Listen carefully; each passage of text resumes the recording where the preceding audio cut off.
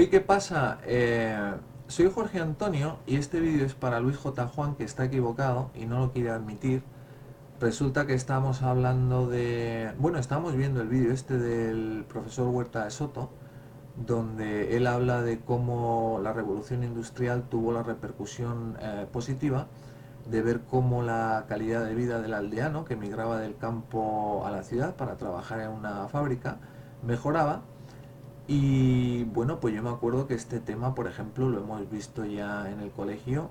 Yo en el instituto me acuerdo de haber estudiado esto y bueno, venía definido como el éxodo del campo a la ciudad. Yo no sé si os acordaréis. Él dice que esto no es cierto. Y aquí en este post, que luego además el tema se lo ha traído a este post de aquí, yo no sé por qué, pero donde yo estoy hablando de otras cosas, y dice aquí en este post que también es cierto que para mí el anarquismo capitalista, estoy leyendo aquí, también es cierto que para mí el anarquismo capitalista es antihumano ya que pone por encima del humano la propiedad privada. Bueno, pues resulta que es que no es esto lo que nosotros defendemos. Nosotros lo que decimos más bien es que en una sociedad basada en el libre mercado, es decir, en una sociedad basada en las reglas del intercambio voluntario, tiene que haber propiedad privada. Porque toda propuesta que se haga donde no se incluya la propiedad privada no se presenta carente de conflictos. Es decir, de hecho se propone el concepto de propiedad privada para evitar todo problema, con lo cual el concepto de propiedad privada supera el de ese carácter de lo convencional, porque una convención es algo para lo cual existe una alternativa, y como digo, no existe ninguna alternativa para la propiedad privada porque toda alternativa que se presente conlleva problemas. La única alternativa que no tiene ningún problema, que se presenta como carente de conflicto, es la de la propiedad privada porque se basa en el acuerdo voluntario, es decir, de dos personas que intercambian algo voluntariamente. Date cuenta, Luis, de que si no existiera propiedad privada, no podría existir acuerdos voluntarios donde la gente intercambia cosas, porque tiene que existir algo que intercambiar en primer lugar. Y si no sabemos quién es el dueño de algo, pues hay un conflicto, donde yo te puedo dar a ti algo que tenía un dueño previo o no tenía, hay gente que la reclama, y entonces pues ahí es donde empiezan a surgir los problemas. Si tú y yo de repente estuviéramos en una isla sola, que es el ejemplo que pongo siempre, yo me encuentro una caña, bueno, pues tú en principio tienes varias opciones. Puedes entrar en contacto conmigo y tratar de llegar a un acuerdo, o por ejemplo se te puede ocurrir la idea de simplemente matarme y quitarme la caña, pero date cuenta de que la opción de matarme y quitarme la caña no se presenta como carente de conflicto. En realidad, la única opción que se nos presenta como libre de conflicto es donde tú y yo nos ponemos de acuerdo y yo te doy la caña a ti y tú la usas por un periodo de tiempo, y bueno, pues es en ese sentido que los acuerdos voluntarios benefician por igual a las dos partes, porque si un acuerdo no fuera voluntario, pues entonces beneficiaría más a una parte que a la otra. Con lo cual, lo que estoy diciendo es que, en esencia, es que la propiedad privada no se presenta revestida con ese carácter de lo convencional, porque una convención es algo para lo cual existe una alternativa, y resulta que no hay ninguna alternativa que se pueda proponer a la propiedad privada porque todas esas alternativas no se presentan como carente de conflicto. Y dice que me resulta curioso que ninguno haya dicho que matar a 129 trabajadores esté mal. Bueno, esto es lo que él se trae aquí, que es donde está diciendo, a ver si lo encuentro, que... Ah, bueno, está diciendo aquí que vale, es la definición que te doy de trabajador de la revolución industrial. Estábamos hablando del tema de Huerta de Soto, de si mejora o no mejora la calidad de vida. del trabajador, y más adelante dice Juan Luis que si no aceptabas un trabajo de 16 horas y protestabas por ello, te quemaban dentro de la fábrica. Bueno, él se está refiriendo a esto, es decir, al incendio en la fábrica de textiles de Nueva York, y resulta que es que esto no tiene nada que ver con el periodo de la Revolución Industrial. Aquí ya estamos en el siglo XX y bueno, sí, murieron 140 mujeres. Se ha utilizado como fecha para señalar el Día de la Mujer Trabajadora, pero lo que le está diciendo es una tergiversación total. Yo por eso le estaba preguntando más adelante que si se trataba de una política de empresa o de un edicto del gobierno, porque yo lo de que si no aceptabas las 16 horas de trabajo te mataban, quemado en la fábrica, bueno, pues habrá de ser subnormal el empresario que decide tomar esa política porque se queda sin fábrica. No sé, ¿por qué no quemarlas en una choza de paja o de madera, que resulta más rentable? Estamos hablando de filosofía, luego él se queja de que estoy utilizando, porque estamos hablando de este post, es decir, donde yo digo, parto del enunciado de que todos los esclavos son libres. Bueno, yo creo que si te pones a pensar en lo que estoy diciendo aquí, pues te darás cuenta de que este enunciado es cierto, y aquí estoy jugando un poco con las palabras. Por eso decía que, bueno, vamos a mirarlo desde un punto de vista poético. Él dice: la poesía, te has equivocado, chaval. La poesía no forma parte de la filosofía, este es el foro de la filosofía. Bueno, pero es que resulta que la poesía es una parte de la filosofía, porque también la poesía se puede utilizar como instrumento exploratorio para romper la influencia, esa barrera de la influencia que las palabras ejercen sobre nosotros, y abrirse al mundo.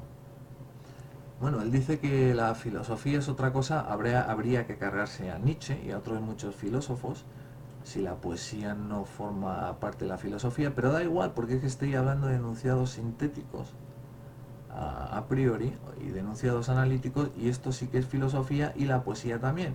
Y lo que digo aquí es que todos los esclavos son libres. Ya digo que estoy jugando con las palabras, porque lo que quiero poner en evidencia es el hecho de que la palabra esclavo no significa nada que sea real o que exista en el mundo, o resulta que es que, bueno, habría que redefinir la palabra esclavo si con ella que pretendemos significar algo que sea real, porque un esclavo es un hombre, y sabemos que los hombres son libres por naturaleza, con lo cual esclavo y hombre son dos términos que son contradictorios. Si partimos de la premisa de que los derechos naturales no se otorgan ni se revocan,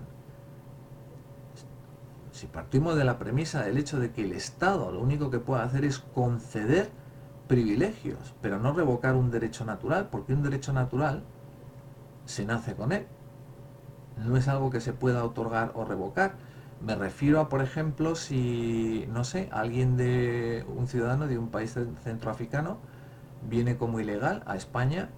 Bueno, pues efectivamente hay muchos derechos que vosotros llamáis derechos y no son derechos, porque por definición legal, y estoy hablando del sentido que la ley le da a la palabra derecho, y privilegio son dos cosas totalmente distintas.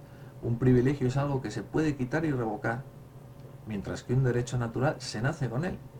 Y ni el Estado te lo puede quitar ni revocar, porque no tiene autoridad para ello, y no puede quitar algo que no puede quitar. Ni tú mismo te los puedes negar a ti mismo. Nadie puede tomar la decisión de no ser libre, porque nadie puede decidir no tomar ninguna decisión previa. Las palabras, si estudias el significado de las palabras, te das cuenta de que hay una contradicción. Es decir, el que decide no tomar ninguna decisión. Y después es que fisiológicamente es imposible. La libertad no depende de poder gastarse uno todo el dinero que quiera en lo primero que uno se encuentre por capricho y sin que nadie se nos oponga. La libertad depende de elegir entre una cosa y la otra, o una serie de opciones. Y esas opciones, bueno, a veces te las dan y otras veces tú te las buscas. La libertad es inherente al ser humano, porque ni tú mismo te la puedes negar, no puedes decidir no tomar ninguna decisión, Si fueras una asceta, que estuvieras estático en un sitio y que no comes nada de carne y que te alimentas con una aceituna durante un mes, bueno, resulta que lo que estás haciendo lo haces por algo. Es decir, por medio de la extenuación del cuerpo, alcanzar el nirvana, lo que quieras. Hay unos objetivos y hay unas decisiones que se están tomando. Si estás en la cárcel y tu celda mide 5 por 4, bueno, pues tienes la opción de caminar, o tienes la opción de hacer flexiones, o tienes la opción de, no sé, gritar. Es decir, tomas decisiones todos los días. Por supuesto que el ámbito de elección es muchísimo más reducido en una prisión que en una situación de libertad, pero la palabra esclavo no define nada que le pertenezca al hombre y que sea real en el hombre, porque lo propio del hombre es ser libre, con lo cual la palabra de esclavo, en el sentido de ser carente de libertad, bueno, esclavo en realidad que debería querer significar una situación donde la coerción es máxima, pero no podemos decir que incluso en ese ámbito específico el hombre deja de tomar decisiones. Él me decía aquí más adelante que los amos son los que toman las decisiones por los esclavos. No, el amo lo que hace es amenazar, enseñar el látigo. Y luego el esclavo, bueno, pues decide, dice, no, no quiero trabajar, dame de látigos.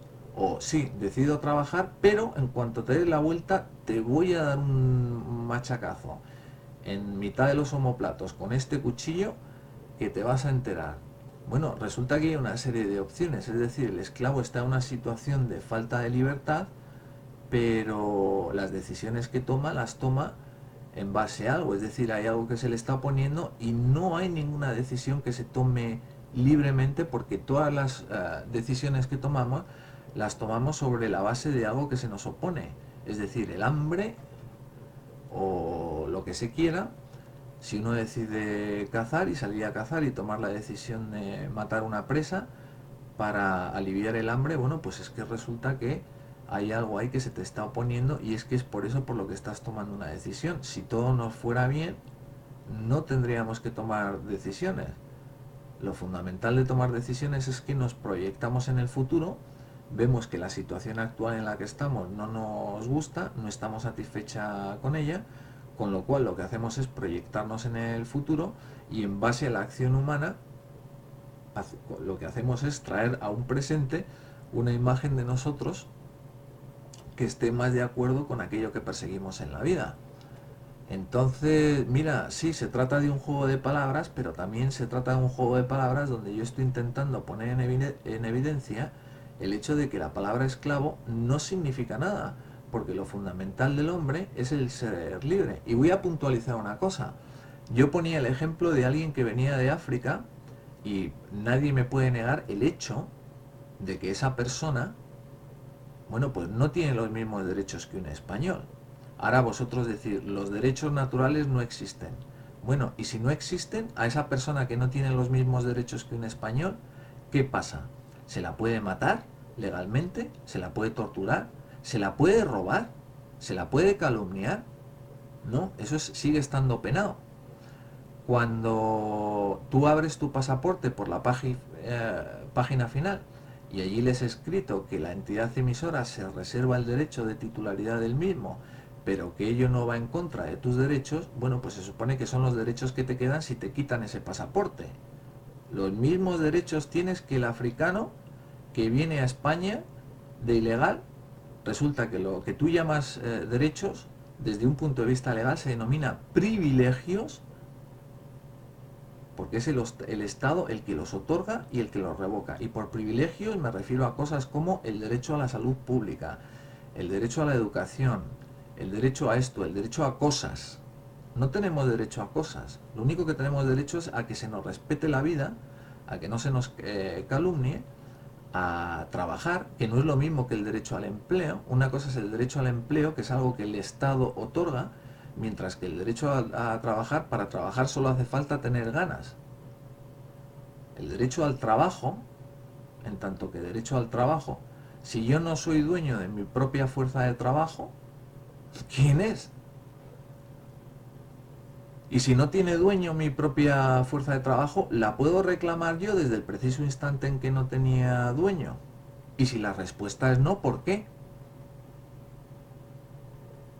Tenemos que hablar de propiedad porque si no hablamos de títulos de propiedad, y los títulos de propiedad también son inherentes en el ser humano, porque por el mero hecho de estar vivo, se supone que no puedes estar debajo del agua o flotando en el aire.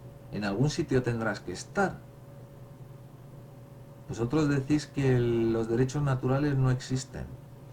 Sí que existen porque si se os quita el pasaporte, todavía se os respeta el derecho a la vida y se os respeta una serie de derechos que son internacionales, no porque se hayan declarado a través de un estatuto del derecho internacional, es que son de sentido común. El otro día decía Obama en Alemania, creo que fue hace como 2 meses, le escuché decir que el derecho internacional era la ley de la selva y que no le convenía a nadie. Claro, él lo que prefiere es un imperialismo, donde él dice que esto es así y nadie lo discute. Bueno, pues si el enunciado, todos los esclavos son libres, no es correcto, es lo que estoy diciendo yo, ¿esto qué es? ¿Un fotomontaje? Daros cuenta de la situación donde está tomada esta foto, de coerción extrema, hablábamos antes. Bueno, se trata de una chica con pañuelo, este es Ahmadinejad, que es el tirano este de Irán, y bueno, pues la chica, a pesar de todo, fijaros la cara que se le ha quedado a Almenda, que está conduciendo, es como decir, bueno, es que ni me lo creo, y la niña le dice que monta y pedalea. Lo que tú digas, monta y pedalea, no me creo nada y me opongo. Claro, claro. La libertad no depende de que todo no sea fácil, porque si no, no le quitéis mérito a Héctor, que sabía que Aquiles lo iba a matar y decide bajar. ¿Quién tomó la decisión por él? Ahora, no quería llegar a la conclusión de que hay gente que es demasiado cobarde, porque para hacer esto, bueno, pues es un poco como que hay que tenerlos como el espartero. No sé si estoy diciendo algo que es incorrecto. Si veis que me estoy equivocando en alguna parte del argumento, por favor, recordármelo. Y bueno, el vídeo que quería hacer era un poco este, porque es que no estás diciendo lo correcto, Juan Luis, y estás partiendo de presuposiciones y bueno, pues es lo que estoy diciendo. Si veis que me he dejado alguna cosa o que no estáis de acuerdo en algo, me lo decís, pero vamos, no sé, yo creo que las cosas, si te pones a pensar en ellas, están claras. En fin, hasta otra.